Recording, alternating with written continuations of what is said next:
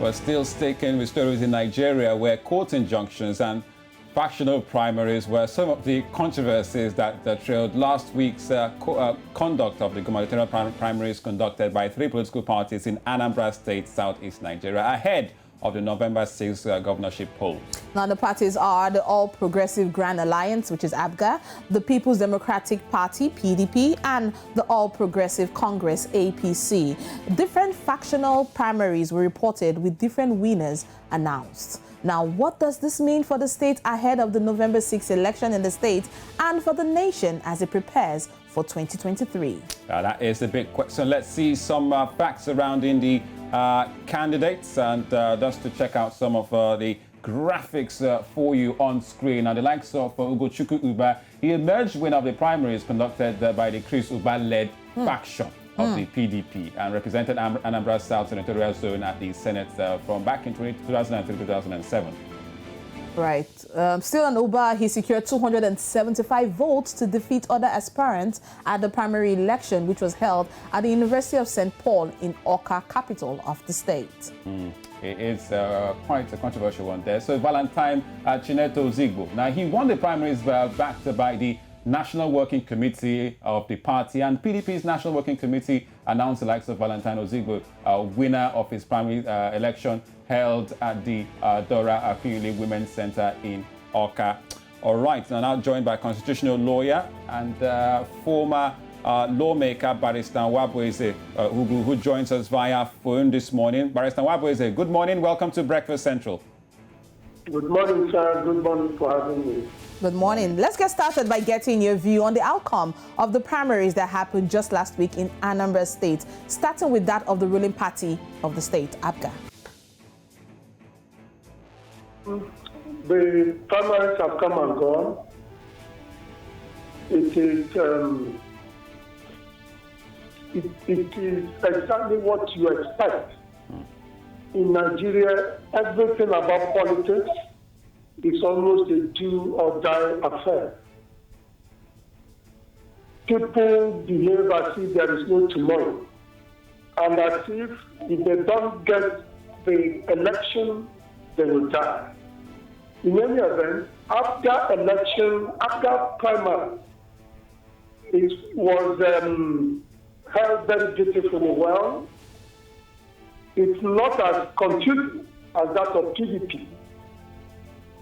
And of course, we know that for any party primaries to be valid, it must be witnessed by INEC officials. That is the provision of the Electoral Act 2015. Now, the ABGA primary, like you know, was witnessed by INEC, and I'm not sure there is any serious opposition to that election, to that primary. I think that the people that have problem is the PDP that is factionalized. But you can be sure that whichever factional primaries is attended by INEC is going to be the valid primary. All right. Okay, Barrister Nwabweze, before, let's talk about this PDP party, the factional PDP in Anambra State, as it were, conducted on Saturday. Now, the national leadership of the party on Friday last week dissolved all its executives in the state and directed its Southeast Zonal Caretaker Committee to oversee the management of this chapter, but it still conducted its primary. So how will all this end up now? Now, the alter ego of the party is the national chairman of the party. Whatever anybody does which is not approved by the national chairman is invalid.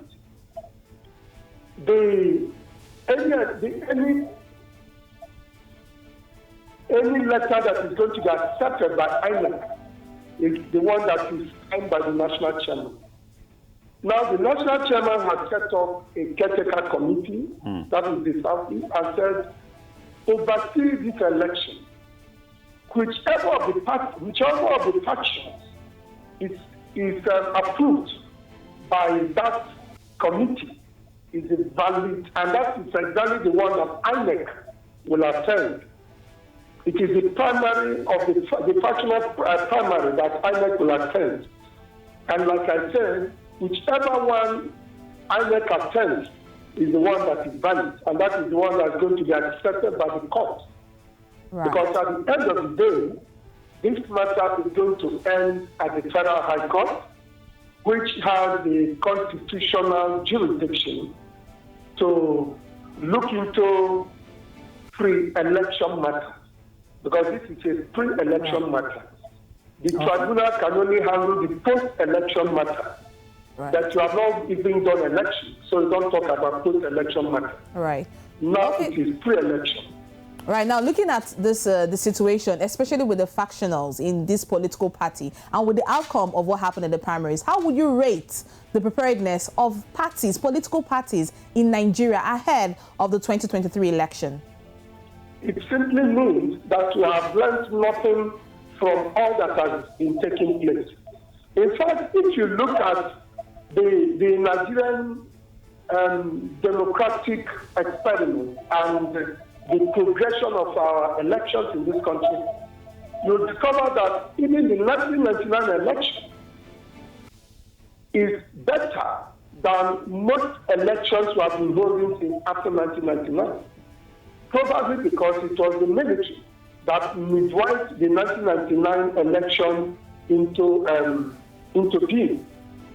The subsequent elections have been conducted, and even the people that win still know that there is a great chink in the armor of justice.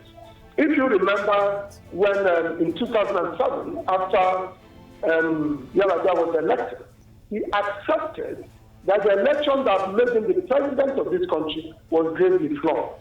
And that was why he immediately set up the election, that election committee to overhaul the totality of the electoral system.